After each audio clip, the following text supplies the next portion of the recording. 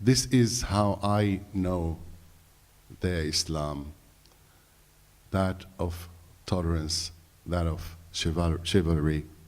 And the reason why I always bring my own personal story of growing up in a Muslim world and living as a Jew there, not for just my age, but for 2,600 years that I lived, that my ancestors lived in the land of Babylon in Iraq today. And the last 1,400 years were spent side by side, hand by hand, with the Arab Muslims.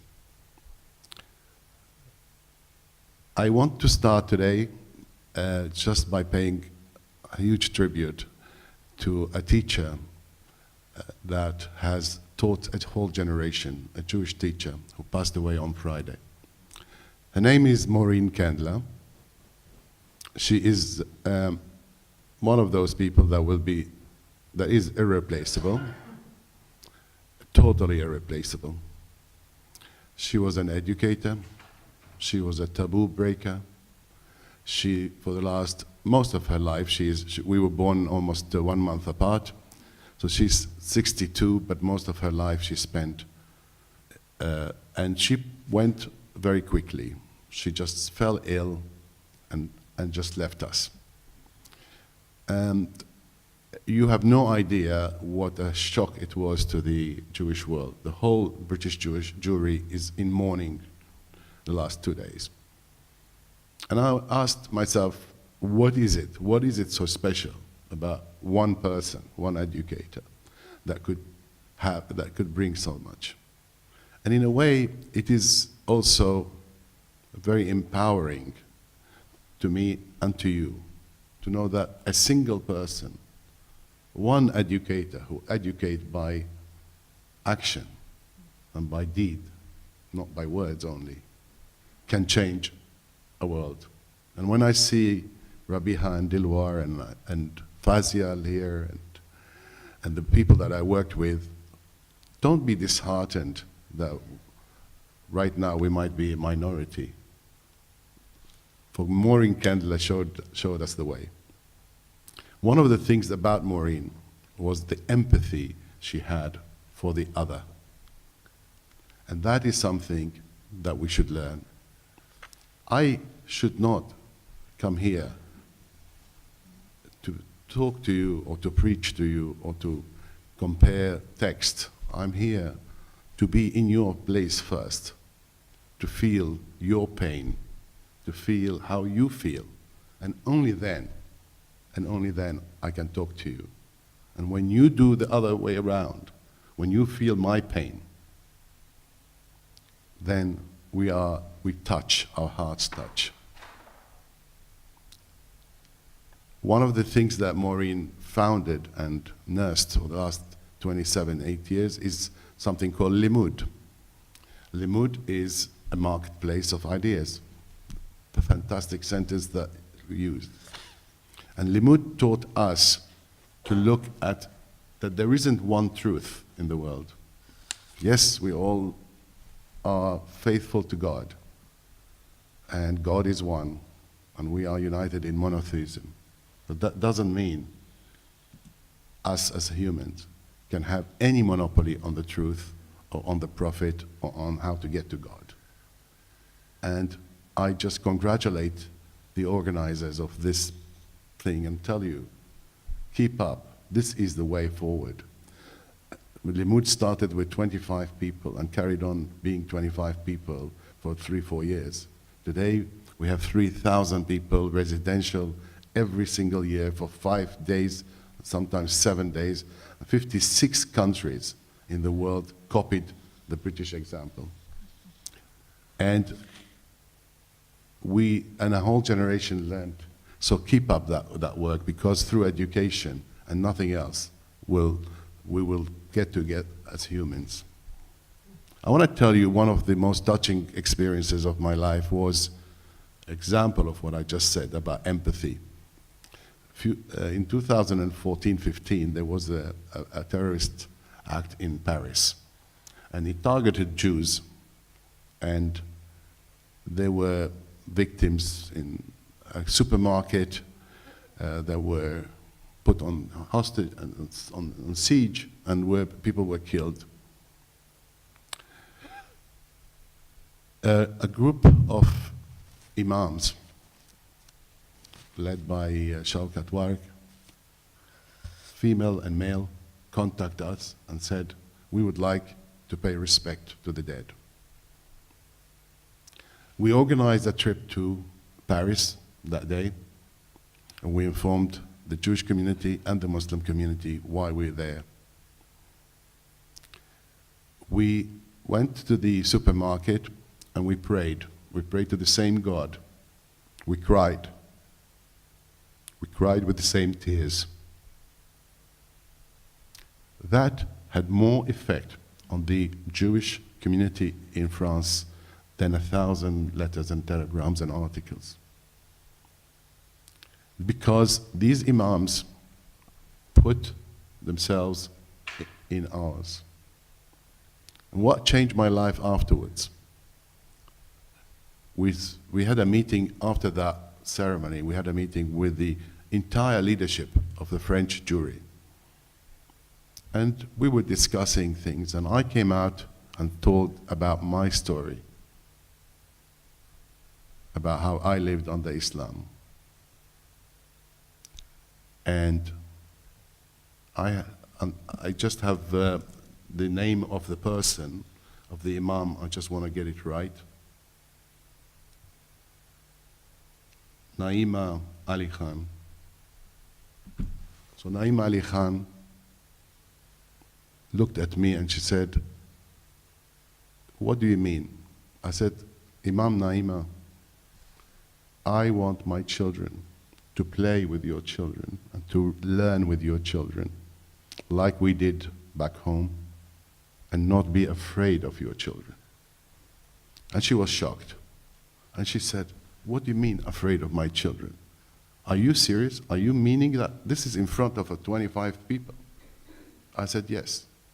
My children are growing up here. Between our communities, there's a fear, a common fear. We are surrounding ourselves in our synagogues with fences, with security, with people standing up 4 or 5 ahead. And she cried. And since then, we have been working together. And I have dedicated my life as a leader. I am not a theologian at all. I'm not a rabbi. To actually open up between ourselves. Check the text. How I was shocked. I'm preparing now a talk based on text next week in one of the most orthodox communities we have. And the reason why I'm giving that talk based on the text was, I was so shocked that I consider myself half theology. You know, like I know my Torah, I know how to read it. I go every week to pray. I listen to lessons, and I have a version in my mind about how our community started. So we all believe in the Prophet Ibrahim. We believe that our ancestor is Yitzchak, Isaac, and we believe that your ancestor is Ismaeel. And so, but the way it was explained to me lacks a lot. Because when I started reading the text, I said, oh my God, Ismaeel and Yitzhak were brothers. Were brothers from a different mother, but they shared their father's mission in life. There was no competition between them. Who will be beloved more from Ibrahim? Each had a job to do. Each had to heal the world. And therefore, when I delved into the text, and I'm going to read just a couple of texts, I then went to the Quran. In the last week, preparing for Rabiha's kind invitation to me, I started studying the Quran, basically focusing on this relationship between Ismaeel and Ishaq. And I want to just share with you a couple of these things that I'm working on for next week thing. Please God, you'll invite me again for next year, and I can give you the full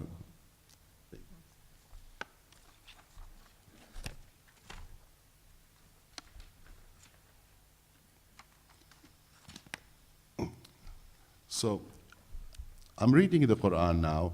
I'm going to read it in Arabic and then translate it.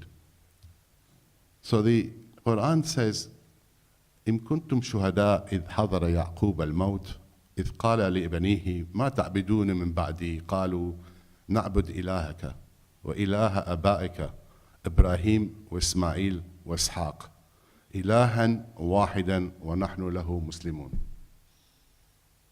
This is the most incredible thing that I can tell you. I think 99% of the Jews have not heard this. What it says is that you were witnesses when Yaakov, by the way, Yaqub, is Israel.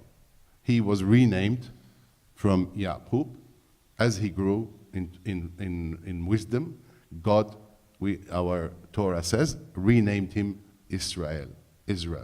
And that's how the state of Israel got the name. So you were there when Yaqub was dying, and he asked his children, what will you worship after me?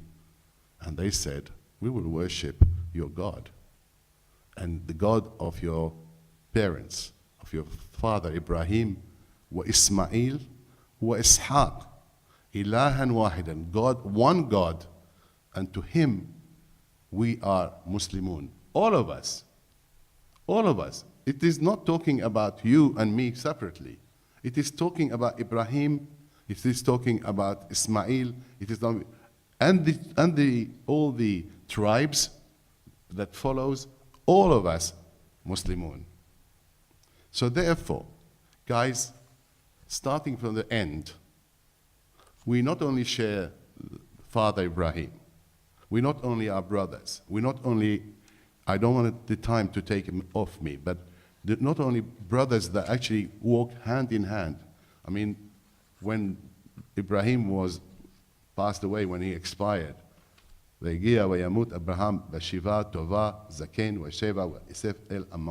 Ibrahim expired and died in a good old age, an old man and full of years, and was gathered to his people. And Yitzchak and Isaac and Ismaeel, his sons, buried him in the cave of Machpelah, together as brothers. And I want to read to you what we end every single prayer, without exception.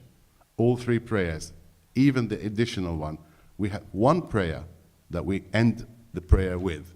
And you tell me whether it's any different from what you pray.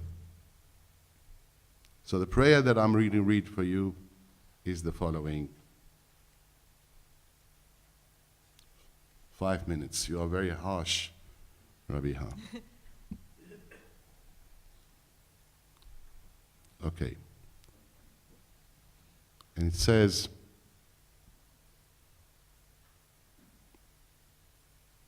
therefore we place our hope in you, God, the Lord our God, that we may soon see the glory of your power, when you will remove abominations from the earth, and idols will be utterly destroyed, when the world will be perfected under the sovereignty of the Almighty, when all humanity will call in your name, and the earth wicked will all turn to you. All the world's inhabitants will realize, I know, that you every must bow and every language swear loyalty. The Lord